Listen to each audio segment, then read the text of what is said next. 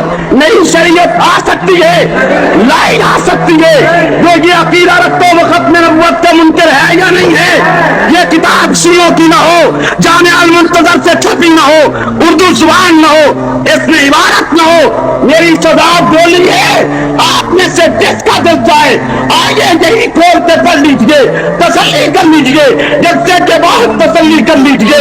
اس میں تحریر ہے کہ ماضی نئی شریعت لائے گا، پھر نئی شریعت کے احکام بھی بتلائے، ان میں سے ایک حکم یہ بتلائے کہ ہر 20 سالہ نوجوان جو دین نہیں پڑھے گا ماضی اس کو قتل کر دینے کا آرڈر کر دیں گے۔ اسی طرح یہ حق الیقین ملا باقر مدرسی کی کتاب میرے ہاتھ میں ہے، اس میں بھی ماضی کے فضائل لکھے گئی کہ امام ماضی کیا کیا کرے گا۔ اس میں یہ بھی لکھے ماضی آئے گا سر سے پاؤں تک ننگا ہوگا، اور سب سے پہلے ماضی کے ہاتھ پہ جو بیعت کرے گا وہ محمد رسول اللہ ہوگا۔ حق الیقین باقر مدرسی کی کتاب ایران سے چھپی ہوئی، ایران سے فارسی زبان میں لکھا کہ جب ماضی باہر آئے گا غار سے سر سے پاؤں تک ننگا، مادہ ساتھ ننگا، اور اس کے ہاتھ پہ سب سے پہلے جس نے بیعت کرنی ہے وہ محمد رسول اللہ ہے۔ سنیو، تم سے پوچھتا ہوں کہ جو محمد رسول اللہ کو کسی اور کے ہاتھ میں بیعت کرائے وہ محمد کی صداقت، دیانت، عزت، تقدس، شرافت اور شان کا منکر ہے یا نہیں ہے؟ سے بول کے وہ رسول اللہ کی توہین کر رہا ہے یا نہیں کر رہا؟ وہ محمد رسول اللہ کی عظمت کا انکار کر رہا ہے یا نہیں کر رہا؟ خاتم الانبیاء قائد ہے، کسی کے مقتدی نہیں ہے، یہ خاتم الانبیاء کو ماضی کے ہاتھ میں بیعت کرا رہا ہے، اور اسی پہ اس کے پیٹ کی مروڑ بند نہیں ہوئی۔ لکھتا ہے کہ جب ماضی راہ سے نکلے گا ایسا کی قبر کھودے گا، ایسا تجربہ کا وجود نکال کر اس کے وجود پہ کوئی بسائے گا۔ سنیت مٹ گئی، مولوی مولویت مٹ گئی، پیری مٹ گئی، مرشد مٹ گئے، دلال مٹ گئے، چورا مٹ گئے، سیدہ کائنات تجربہ طاہرہ ام المومنین کے لیے لکھا جائے کہ قبر کھود کے اس کے وجود پہ کوئی بسائے جائیں گے، تم زندہ کس لیے؟ لاؤ یہ لٹریچر عدالت میں زیر بحث آنا چاہیے یا نہیں؟ اسمبلی میں آنا چاہیے۔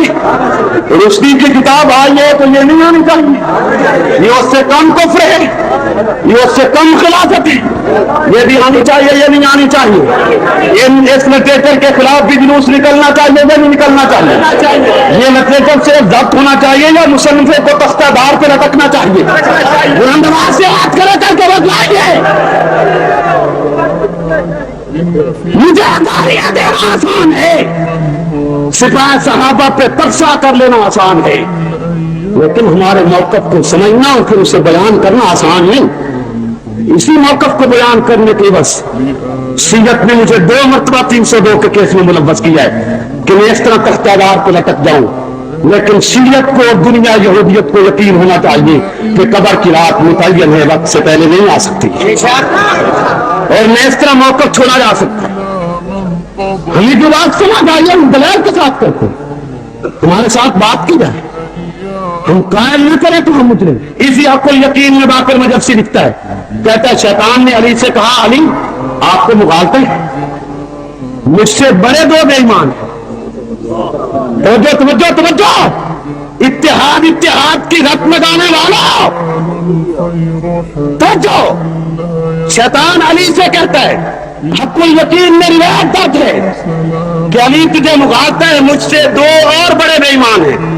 علی نے پوچھا وہ کون ہے؟ تو شیطان جواب دیتا ہے کہ ایک دن یہی مغالطہ مجھے ہوا، اور میں نے رب سے پوچھا کہ یا اللہ میں کتنا کم بخت ہوں کہ تیری مخلوق میں مجھ سے بڑا بے ایمان ہی کوئی، تو اللہ نے مجھے جواب دیا تھا کہ شیطان تجھے مغالطہ ہے، تو اس سے بڑے 2 بے ایمان۔ تو شیطان علی سے آگے کہتا ہے اس کتاب میں روایت ہے کہ میں نے اللہ سے پوچھا کہ یا اللہ وہ 2 کون ہیں، میں بھی دیکھنا چاہتا ہوں، تو اللہ نے مجھے دروغہ جہنم کے پاس بھیجا، شیطان کہتا ہے، اور فرمایا کہ دروغہ جہنم کو سلام کہے میرے، اور اسے کہے کہ مجھے تجھے وہ 2 آدمی دکھائے جو تجھ سے بڑے بے ایمان اور جہنمی ہیں۔ آگے کہتا ہے باقر مدرسی لکھتا ہے کہ شیطان پھر دروغہ جہنم کے پاس گیا، اسے اللہ کا سلام کہا اور اسے کہا کہ مجھے لے چل، وہ دو آدمی دکھا جو مجھ سے بڑے جہنمی اور بے ایمان ہیں. نہ دروغہ جہنم ساتھ اٹھا, شیطان کے ساتھ ہوا اور لے چلا. چلتے چلتے آگے لکھتا ہے کہ جہنم کے اس طبقے میں لے گیا کہ جس طبقے میں شیطان سے بڑے دو بے ایمان, بڑے دو بدماش ابو بکر و عمر جل رہے تھے. سنیو تم بتلاؤ میں کس در پہ دستک دوں, کافر بند ہونا چاہیے. یہ کیوں آیا پاکستان میں؟ یہ جو ہے عقیدوں کے مالک ہیں وہ مسلمان کیوں ہیں؟ اتنی بڑی بڑی اور اتنی بڑی بڑی کتب میں اور اتنی وسیع پیمانے پر ان کی اشاعت اور یہ تمام لٹریچر ایران سے آ رہا ہے, جہاں لا شیعہ ولا سنیہ کا دھوکے پہ مبنی نعرہ بلند کیا جا رہا ہے. یہ وہاں سے سارا لٹریچر آتا ہے اور صرف باقی کتابیں نہیں.